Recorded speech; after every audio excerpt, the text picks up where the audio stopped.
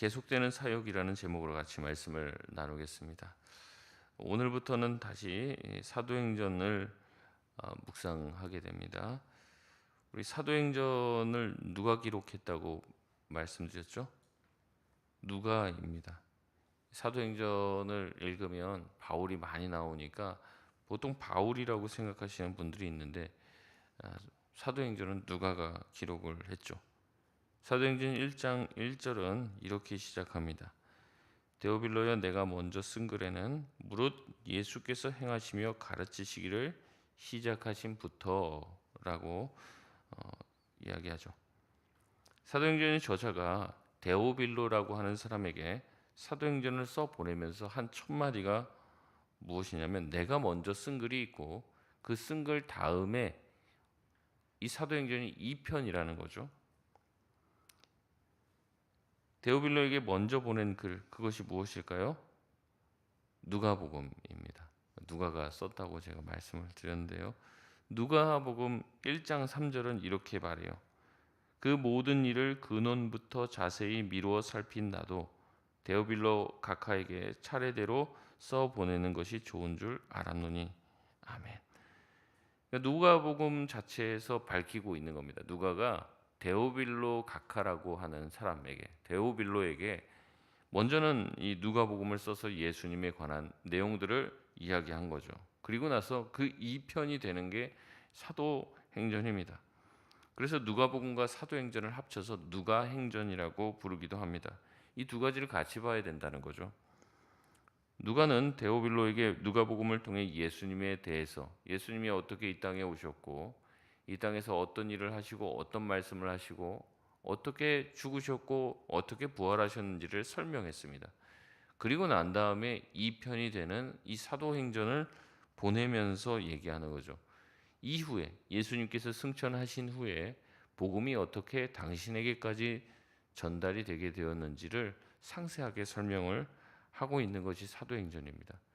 그래서 우리가 보통 신약을 봤을 때 신약에 제일 많은 분량의 성경을 쓴 사람을 보통 바울이라고 알고 있습니다. 책의 권수로 따지면 그래요. 책의 권수로는 바울이 이제 제일 많이 쓴 거죠.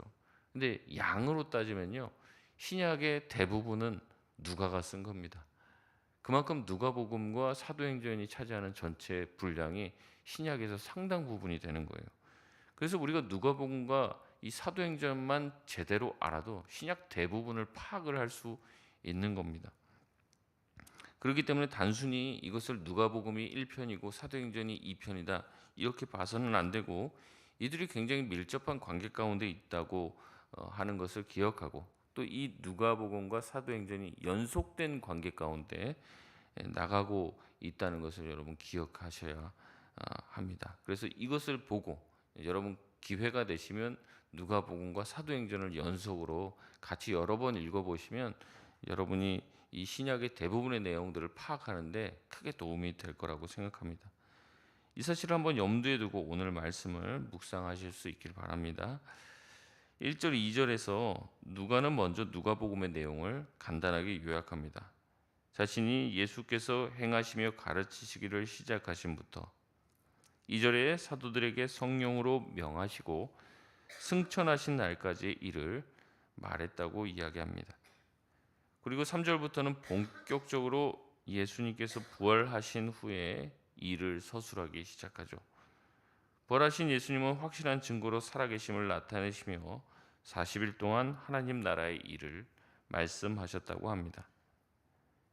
예수님은 먼저 자신이 다시 살아나셨다는 많은 확실한 증거를 보이셨다고 말씀하시고, 승천하시기 전까지 부활하셔서 40일 동안 제자들에게 뭘 말했다고 하는 거예요? 하나님 나라의 일을 말씀하셨다고 합니다. 그러니까 40일 동안 예수님께서 부활하셔서 제자들과 함께 있으면서 무슨 얘기를 했냐? 야, 내가 어떻게 부활한 줄 알아? 뭐 이런 얘기한 게 아니라 하나님의 나라, 하나님 나라에 대한 이야기를 했다는 거죠. 하나님 나라, 이 하나님 나라를 이제 복음서에서 보면은, 또 예수님께서 자기의 언어로 얘기하실 때 하나님이라고 말하면은 그게 불경스러웠다고 얘기했죠. 그래서 하나님이라는 말을 잘 쓰진 않습니다. 그래서 하나님 대신에 하늘이라고 하는 표현을 많이 쓰죠. 하늘이 도우셨다. 이런 표현이 하나님이 도우셨다라는 그런 표현이란 말이죠. 그래서 하나님 나라를 다른 표현으로 뭐라고 했냐면 하늘나라 이렇게 표현을 하는 겁니다. 그래서 하늘이 뭐예요? 한문으로 천이잖아요. 나라는 국 해서 합치면 뭐예요? 천국이죠. 그래서 우리가 자꾸 예수님이 천국 천국 얘기를 하면 우리가 죽어서 가는 어떤 천당 소위 말하는 그런 개념이죠. 그걸로 생각하는데 아니라는 거예요. 예수님 말씀하신 하나님의 나라는 하나님의 통치가 있는 하나님이 나중에 가지고 오시겠다고 말씀하신 하나님 나라를 가리켜 천국이라고 표현하시고 하늘나라 이렇게 표현한 거지 그 하늘나라가 우리가 생각하는 그 하늘나라가 아니라는 겁니다. 예수님은 살아생전에도 하나님 나라에 대해서 이야기를 계속 하셨어요. 그리고 다시 부활하셔서도 하나님 나라를 이야기했습니다. 여러분 기억하시는지 모르겠어요.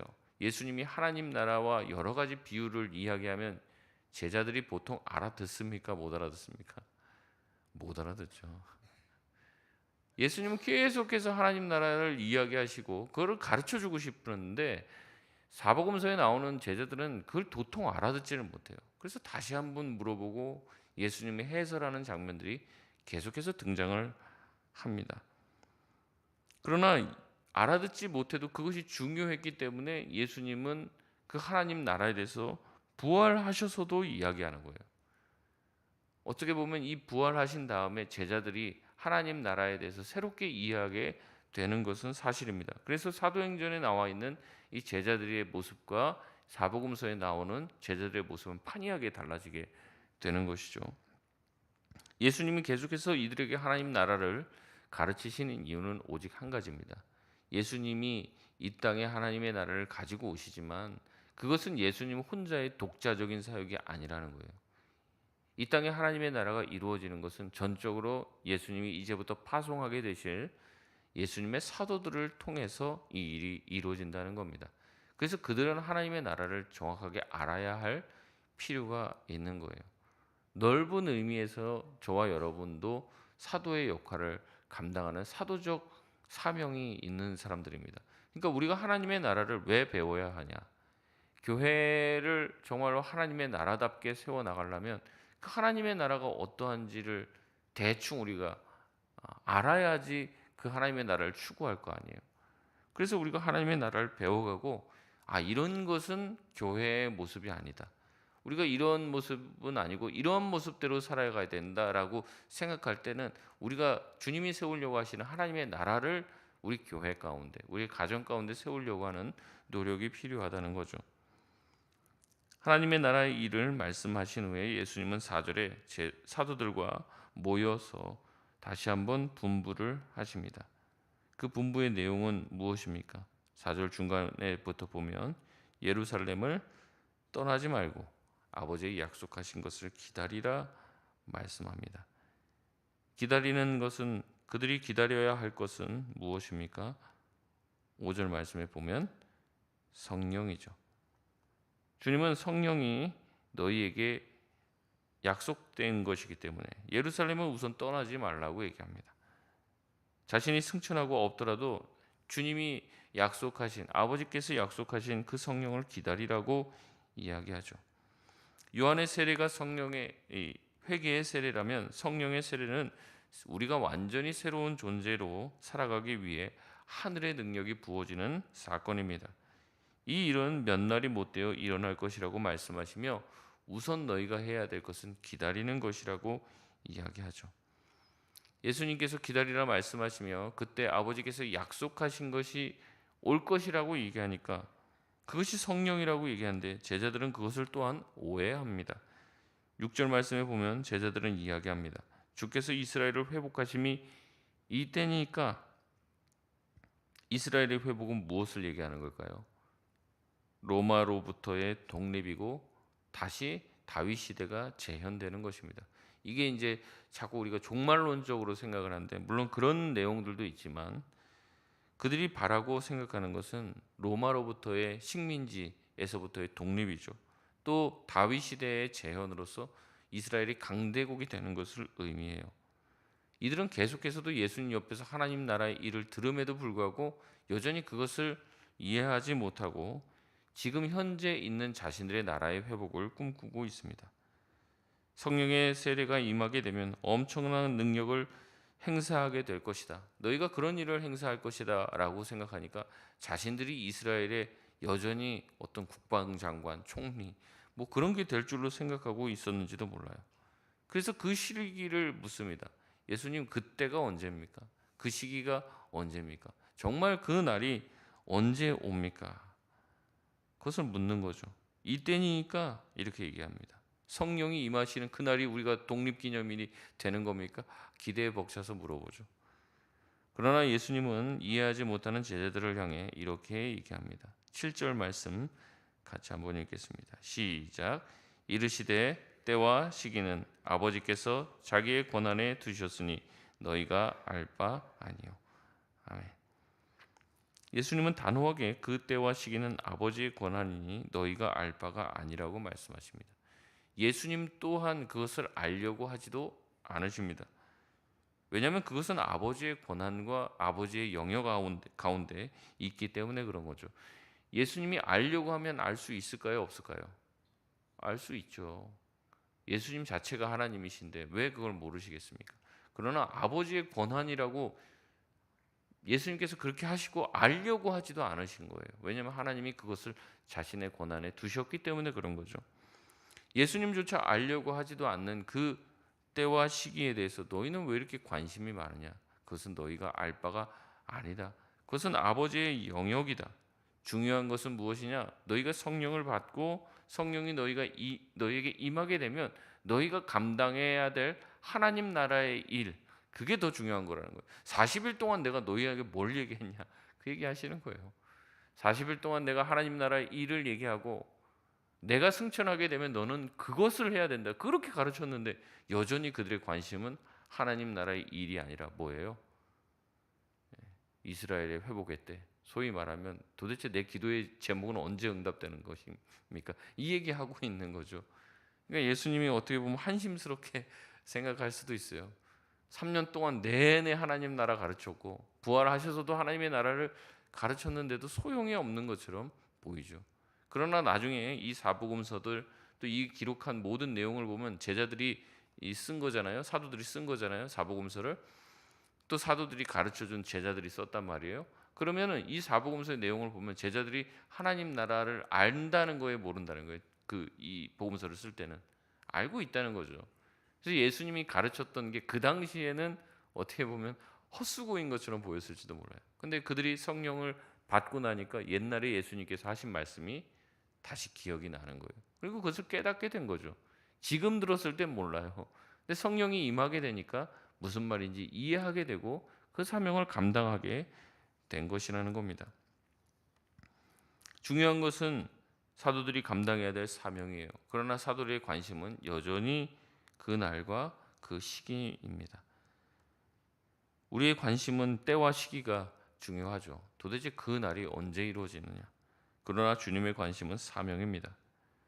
그렇기 때문에 그 사명을 감당하기 위해 예수님은 성령의 세례가 너희 가운데 허락될 것이라고 말합니다. 성령의 세례를 받는 우리에게 주신 사명은 무엇일까요? 우리 8절 말씀 같이 읽겠습니다. 시작. 오직 성령이 너희에게 임하시면 너희가 권능을 받고 예루살렘과 온 유대와 사마리아와 땅 끝까지 이르러 내 증인이 되리라 하시니라. 아멘. 너무 유명한 구절이죠. 부활을 경험한 사람들의 그 모습은 부활의 증인으로서 사는 것입니다. 부활을 봤어요. 그렇다면 부활을 증언해야죠. 살인 현장을 목격했으면 살인하는 그 현장의 목격자가 되고 증인이 됩니다. 부활하신 예수님을 만났기 때문에 그들은 부활의 목격자가 되고 부활의 증인이 됩니다. 증인은 법정에 나가서 증언을 하죠. 내가 본 것에 대해서 사실대로 말해야 합니다. 그들이 부활을 봤다는 것, 부활하신 예수님을 만났다는 것은 부활하신 예수님을 증언해야 될 책임이 생겼다는 겁니다. 이 증언은 예루살렘에서부터 시작돼서 땅끝까지 이루어질 것이라고 말씀하십니다. 예수님의 살아생전의 공생의 사역은 대부분 유대 땅에서 이루어졌습니다. 가끔은 이방 땅도 갔다가 또 사마리아 땅도 갔다가 하시지만 주된 사역의 본거지는 갈릴리 지역이었고 또 예루살렘에 가서 사역을 하셨습니다. 간간히 이방 땅도 들리시기도 하셨지만 예수님의 이 사역의 지경은 이 유대 땅 안에 거의 국한됐다고 봐도 무방합니다. 그러나 예수님은 이제 부활을 목격한 사도들에게 명하시는데 너희들이 부활의 증인으로서 예루살렘, 유대를 넘어 사마리아와 땅끝까지 이르러 이제는 사역을 하게 될 것이다라고 말씀하시며 예수님의 사역을 그들이 이어서 이제는 감당하게 될 것을 말씀하고 있으신 거죠. 하나님의 나라를 누구를 통해서 이루겠다는 것입니까?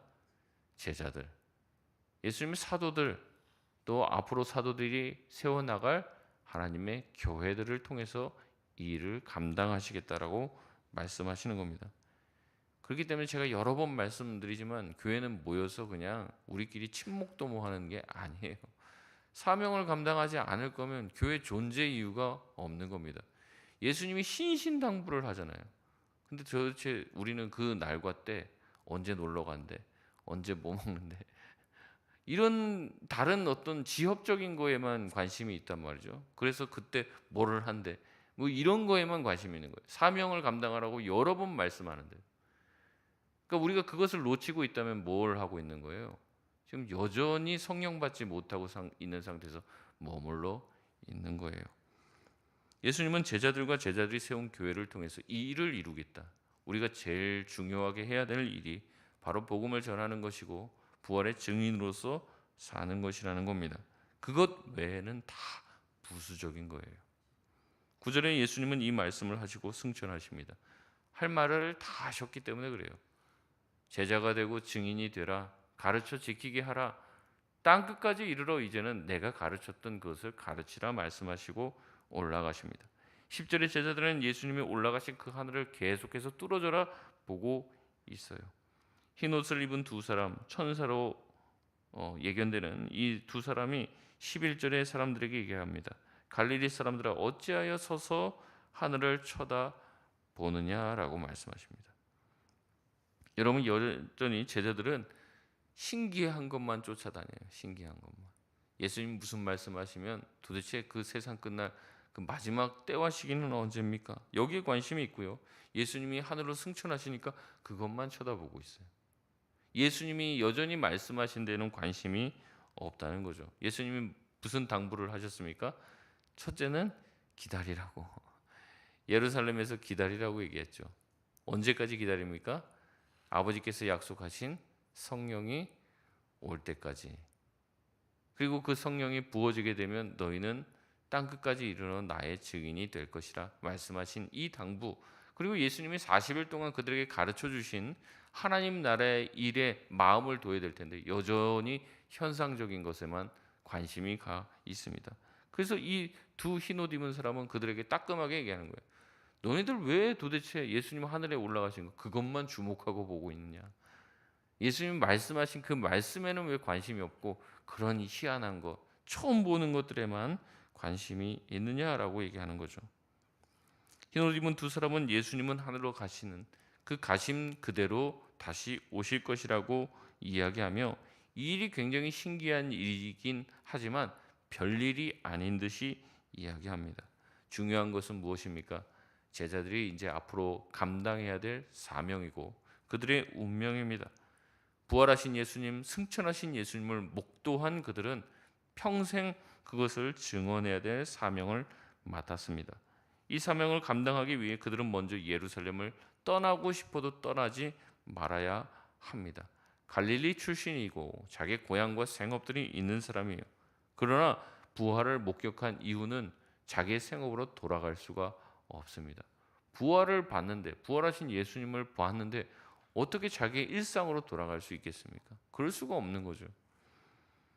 그들은 성령을 기다려야 합니다. 그리고 성령 세례를 받게 되면 부활의 증인으로 땅끝까지 가서 하나님의 나라를 이루는 사명자로서 살아야 한다라고 그들은 이야기합니다.